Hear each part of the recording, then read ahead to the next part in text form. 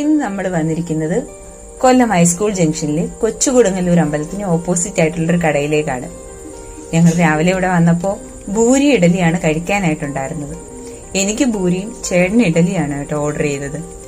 ഒപ്പം തന്നെ നല്ല ചൂട് ഉഴുന്നുവടയുണ്ടായിരുന്നു. ഭൂരിക്ക് കറിയായിട്ട് കിഴങ്ങ് കറിയും അതിനോടൊപ്പം മുളക് ചമ്മന്തി ഉണ്ടായിരുന്നു. ഇഡലിക്ക് സാമ്പാറും അതിന്റെ കൂടെ മുളക് ചമ്മന്തി ഉണ്ടായിരുന്നു. അത്യാവശ്യം നല്ല തിരക്കുണ്ടായിരുന്നു ഈ കടയില്. ഇവിടെ ഇരിക്കാനുള്ള സൗകര്യങ്ങളൊന്നുമില്ല.